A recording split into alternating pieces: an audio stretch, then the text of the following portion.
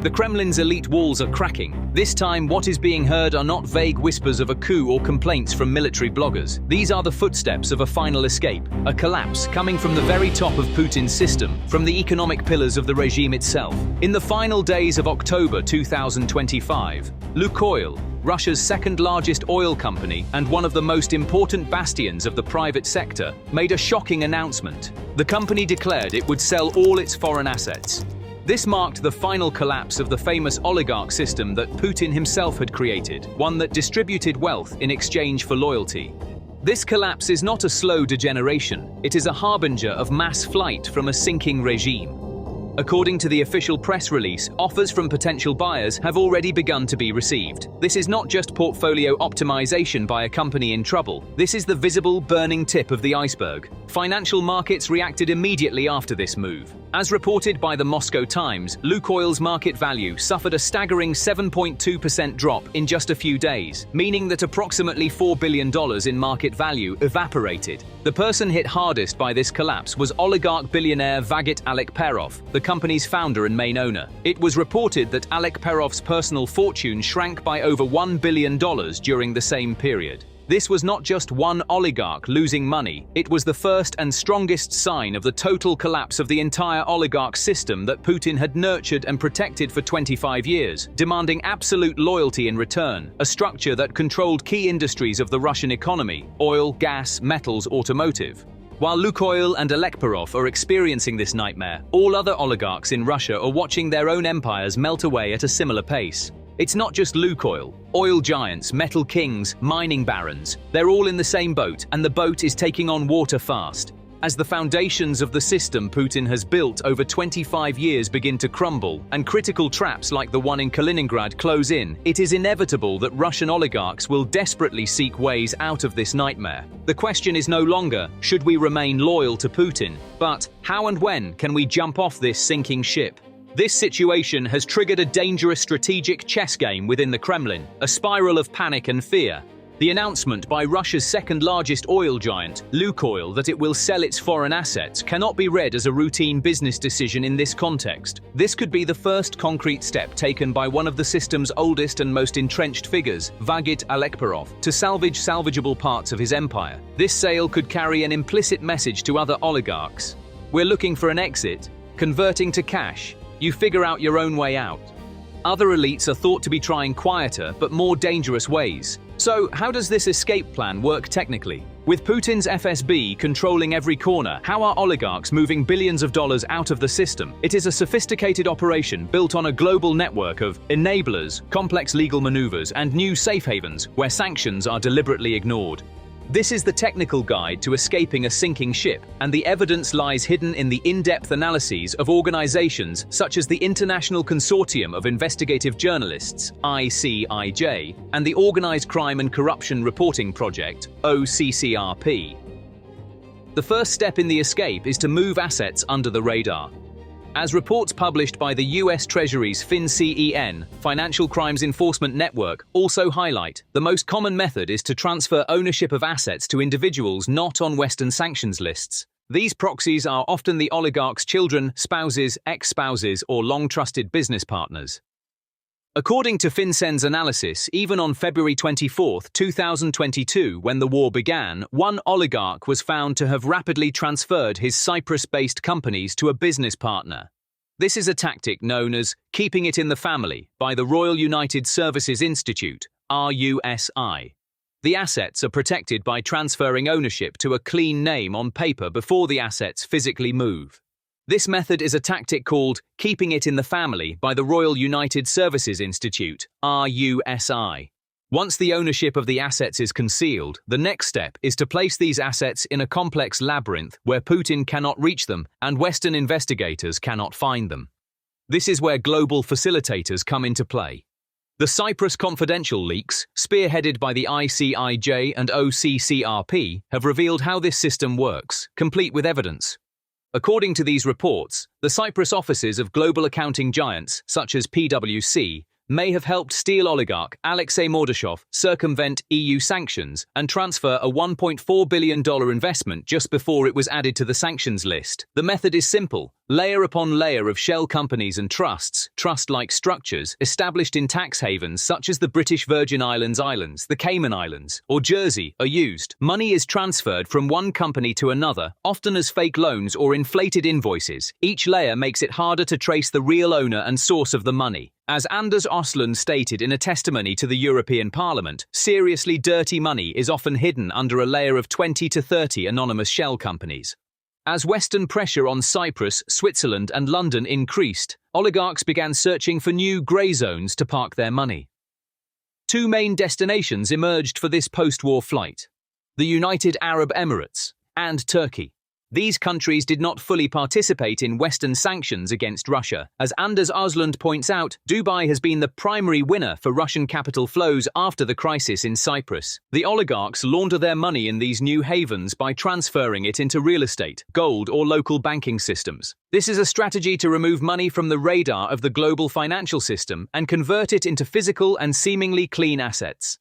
These methods suggest that the billions of dollars in cash proceeds from the sale of Lukoil are likely to flow into these new safe havens, where Putin's access is much more difficult, rather than returning to Moscow. This three-step process, proxies, shell companies, new havens, is a survival mechanism used by oligarchs to circumvent both Western sanctions and Putin's iron fist at home simultaneously. This is the most concrete evidence of how fragile the system has become and how easily the loyalty of the elite evaporates. You will keep the billions of dollars in wealth you acquired during the Yeltsin era. I will even allow you to become even richer through state contracts and protection. But in return, you will withdraw completely from politics. You will show absolute loyalty to me and the rules I set. You will not try to control the media. You will not finance the opposition. You will not question the Kremlin's decisions. The fate of those who did not accept this deal was horrific. Mikhail Khodorkovsky dared to challenge Putin politically. He was arrested in front of cameras in 2003. The Yukos Empire was dismantled, and he spent years in prison in Siberia. Other rebellious oligarchs like Boris Berezovsky and Vladimir Guzinski were forced into exile. These purges sent a clear message to other oligarchs: play by the rules or perish. Second-wave oligarchs like Roman Abramovich, Oleg Deripaska, Alexei Mordashov, and Vagit Alekperov got the message. They withdrew from politics, pledged allegiance to Putin, and in return, their fortunes grew. These were the golden handcuffs Putin put on them. However, the invasion of Ukraine that began on February 24, 2022, fundamentally shook this delicate balance, and Putin's golden handcuff agreement with the oligarchs. The war and the subsequent Western sanctions wiped out all of Putin's promises in the agreement at once. The sanctions froze billions of dollars in assets that the oligarchs had accumulated in the West over the years overnight. The glitter of those golden shackles faded. Their luxurious lives in the West were over. Worse still, the war also hit their fortunes within Russia. Putin's promise of wealth guarantees had given way to terrible economic devastation. The oligarchs were no longer getting richer. They were getting poorer. The cornerstone of the deal had collapsed. The sanctions hit not only their money, but also their freedom of movement. They could no longer enter Western countries. Their mansions in London and villas in Sardinia had become golden cages. Declared persona non grata in the West, the oligarchs were forced to return to Russia.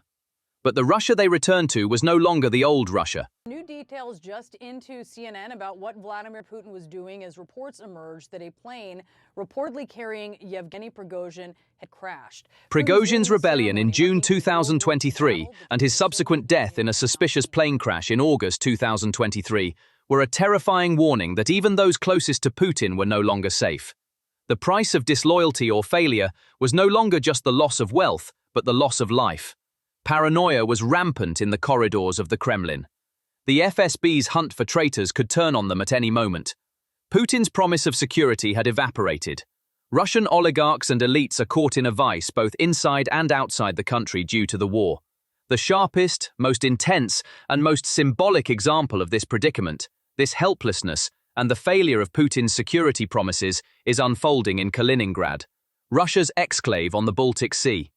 What is happening in Kaliningrad is not just a regional tragedy, but also a terrifying message to all Russian elites. Kaliningrad is no longer a fortress.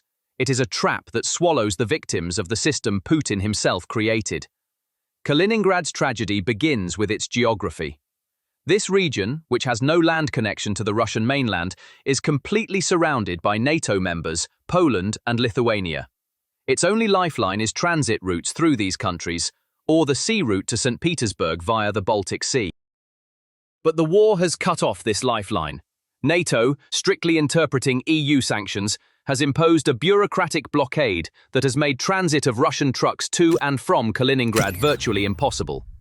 This legal trap has hit the transport sector, the region's main lifeline, driving it into bankruptcy with losses of 9 billion rubles and turning thousands of trucks into a ghost fleet.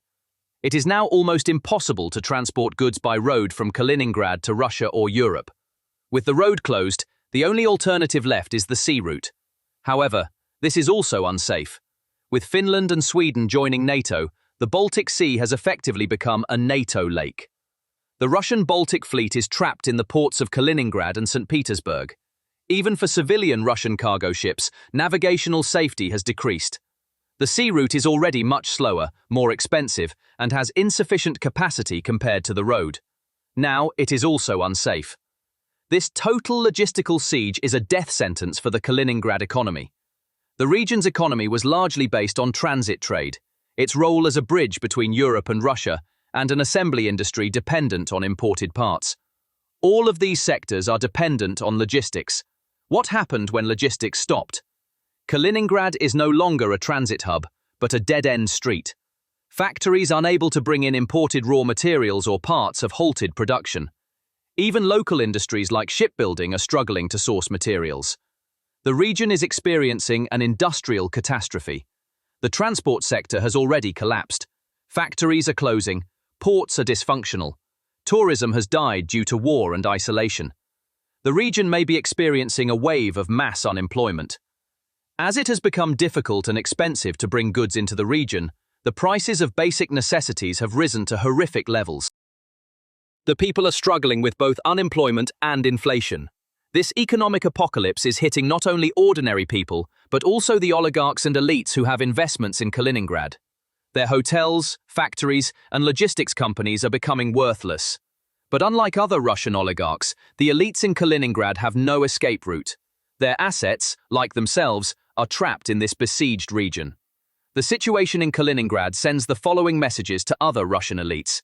If even Putin's Baltic fortress can be strangled so easily, then no region or sector of Russia is truly safe. The economic devastation of war can reach anywhere. Putin could not risk a direct confrontation with NATO to protect Kaliningrad. This shows that Putin is willing to sacrifice even his own territory and economic interests there if the regime's survival is threatened. The oligarchs now understand. For Putin, the priority is not them, but his own power. The entrapment of the elites in Kaliningrad is also a warning to other oligarchs. The Western doors are already closed.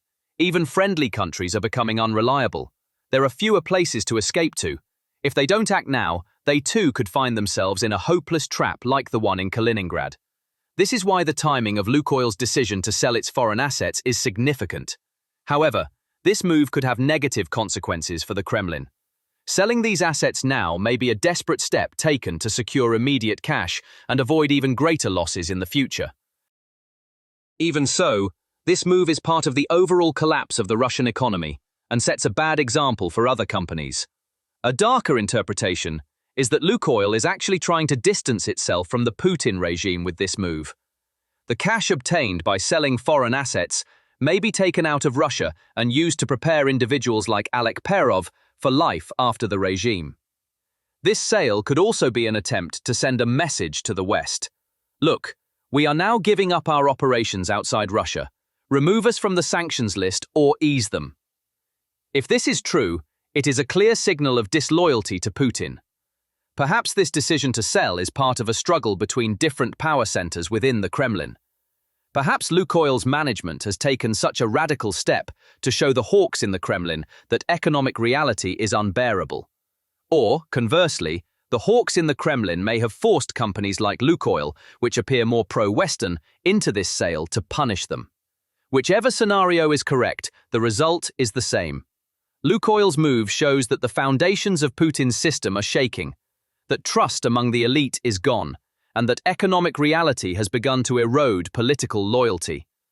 Putin must continue the war, spend more resources, deepen the confrontation with the West, and increase pressure internally. The war must end, sanctions must be lifted, relations with the West must normalize, and economic stability must return. These two goals are now completely contradictory. Putin's quest for victory means the ultimate collapse of the oligarchs. The oligarchs' salvation, however, is only possible if Putin ends the war. The natural consequence of this conflict of interests is the complete erosion of the trust that forms the foundation of the system. This climate of distrust undermines Putin's ability to control the system from within. In short, Lukoil's decision to sell its foreign assets is not just a move by a company in trouble. It is the ultimate sign that Vladimir Putin's oligarch ship is taking on water and the rats are starting to flee. Economic ruin and diplomatic isolation have shattered the Faustian bargain Putin made with them. Loyalty is gone, replaced by fear, panic, and flight. This is the beginning of the end for Putin. The ship is sinking. Thank you for choosing us.